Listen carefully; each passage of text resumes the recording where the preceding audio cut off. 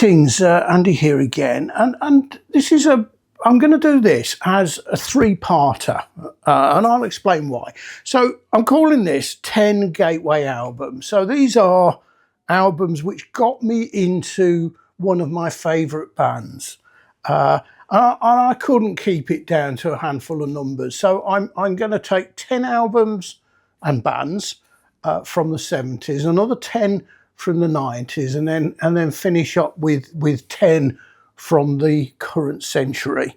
And those are my main eras, if you like. Now I'm skipping the 80s because I don't think I can produce one. I got this idea quite a long time ago. Steve Carson did something very similar, but it was about genres, and I've been trying to work out how I could do that because I really enjoyed it. But a lot of my sort of introductions to genres were with singles, particularly back in the 70s, that I haven't kept and don't have. So I've decided to do this based on a few rules that I've set myself. So, you know, and these are all bands which are really important and which sort of almost showcase the journey that I've been on. The rules I've set myself are: the band had to have had at least 4 albums. So, you know, there's a choice to have. I've actually got 4, not necessarily the 4, though in some cases that might be true, but I've got at least 4 of their albums. So I'm not just picking one where I happen to have a single LP. I had to have bought the album that got me into it at the time, or around the time, you know, within a year or two of release. So not something which I've discovered much later and gone back to. And that could be vinyl LP or CD, because in some cases, particularly when I get to the 90s and the early 00s, those discoveries were on CD. So I'm keeping them the same. Obviously, I'm starting in the 70s, so they are all vinyl records. So let me kick on, and also I might add, I'm doing these in roughly chronological order. So I'm starting off with the first one, a 1970, and there's quite a lot here which were in the very early 70s. I've got a load from 1971. But this is my era. You know, this is when I was in my sort of early mid-teens, 14, 15, and really started buying records and getting into particular genres and so on. So the first one I'm going for was released originally in 1970, and it is Black Sabbath and Paranoid. You know, most of these albums take little introduction, particularly this one. I say it came out in 1970. I suspect it was probably 71 when I bought it. This album, when I sort of checked it on Discogs, was issued in 1970, but it's like a first repress rather than original. And the thing which got me into it was at school, and I suspect this was 71 when I heard this, and it was the swell, the vertigo swell, because I remember in school, in around that time, the music teacher let us go in at lunchtimes and play records on the music room stereo, and somebody brought this in, and it was the first time I'd seen this, and I was absolutely mesmerised by it going round. I like the music as well, but it was that vertigo swirl which collared me, and a lot of these albums I'm going to go through now. It's you know, I've always found the labels quite iconic. I don't look at them so much these days, but I did then, and this remains magnificent. I think another thing with these sort of what I call gateway albums, the one you first discovered the band with, often remain your favourite, and you know, it's a bit of a toss-up between 2 or 3, but this is in there. I love, obviously, the title track, War Pigs. It's just a great album. And secondly, now I've got a whole bunch of 1971, and I'm not entirely sure what order I bought them in, but I'm starting off with this one, and it's Wishbone Ash and Pilgrimage, which was like the other one, which was their second album release. And you know, this was quite new to me there, because this was the old twin guitars coming into play. You know, not really heavy, but you know, I'd say more melodic. Some great tracks on here.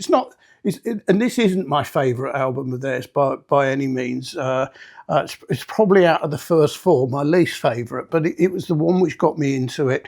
Vazdiz, The Pilgrim, Jailbait, Lullaby, Valediction, Where Were You Tomorrow? So all great tracks.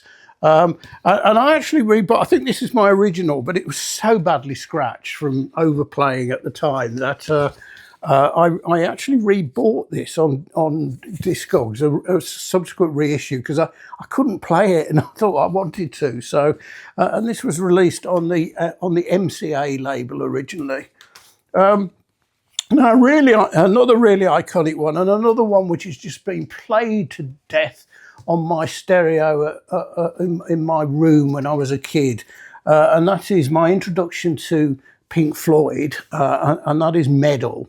You know, it's so tatty. It's just such a great, and echoes. I used to listen to it in my headphones in there. I can remember just the first time I heard echoes on headphones was just one of those wow moments, and it stayed with me forever. Again, not my favourite, but certainly one of my handful of favourite Floyd albums. That I think probably Wish You Were Here would be the favourite, but this is my gateway into Floyd, and this is their, again, 1971, and this is their fifth studio album, and of course it was famously on the Harvest label. And still in 1971 was my introduction to Jethro Tull, and of course it was Aquarius, their fourth studio album, and this remains my favourite. So again, takes very little to discussion if you don't know. It's essentially two themes, one on each side. The first is Aqualung, and the second is My God, which is really a sort of treatise on organised religion, and both aspects are absolutely superb. Such a great album, and great artwork as well on there, and it's of course on the Chrysalis label.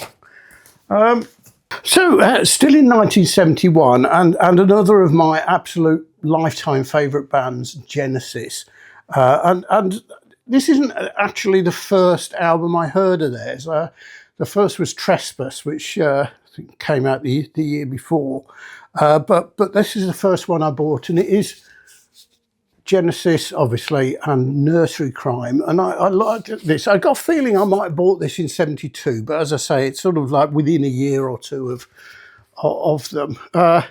Fabulous album. This is it's the first one which Steve Hackett joined. So it's got their classic lineup: Tony Banks, Michael Rutherford, Peter Gabriel, Steve Hackett, and Phil Collins, and kicked off a run of three stupendous albums. So this was actually their third studio album, and it was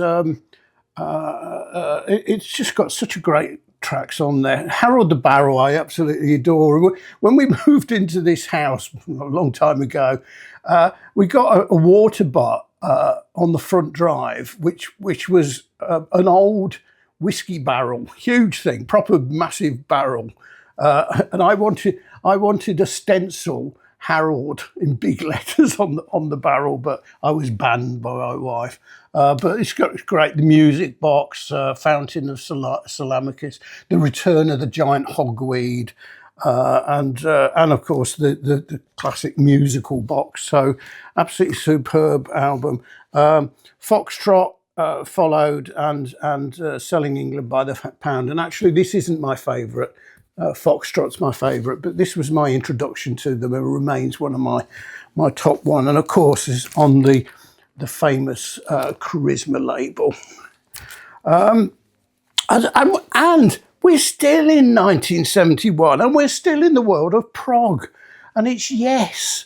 And two albums released in 1971 by them, the first of which was the Yes album, quickly followed by Fragile, by which case this one had Tony Kaye on keyboards. It was the first one. It was the last one before Wakeman joined, but it probably just about remains my favourite. Just such great tracks on here. Yours Is No Disgrace, Starship Trooper, I've Seen All Good People, Perpetual Change. Absolutely cracking album. Now, you know, Wakeman was an upgrade on technically on them, but these are just great songs.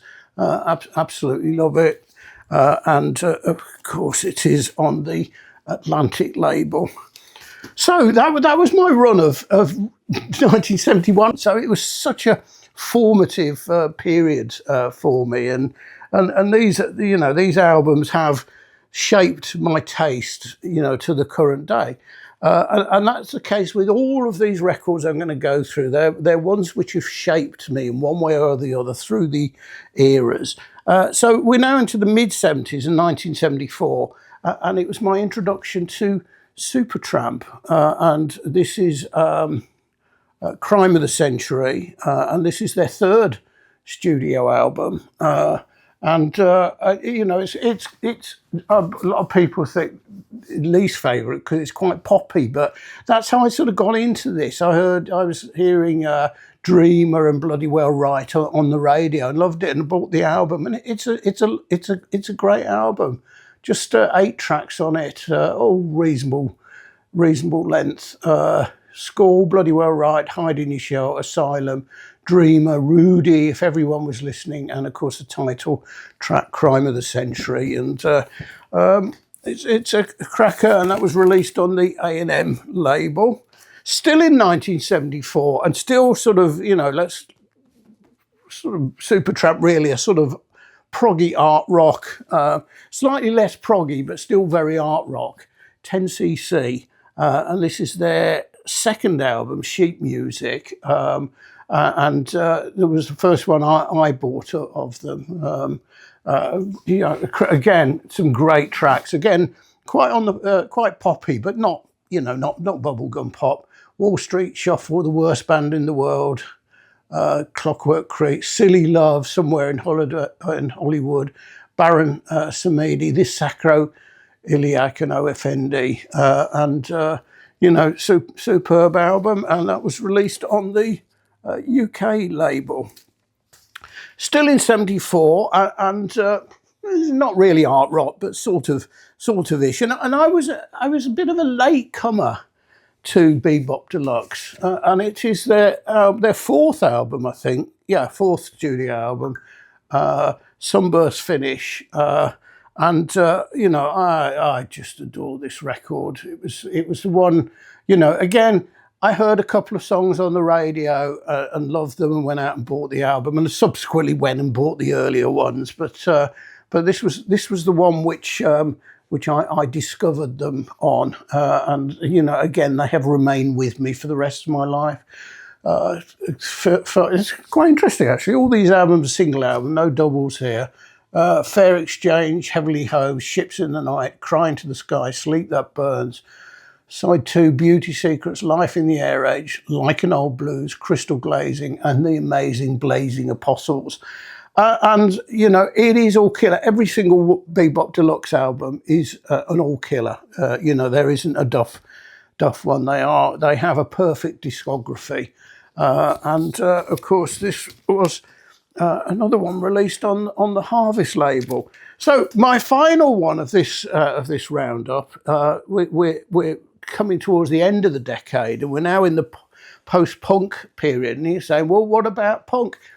Well, by my rules, they had to have produced 4 albums, and I have to have at least, however many they produce, 4 albums. And I don't, you know, but my punk buying at that time, because let's face it, it was a very short period.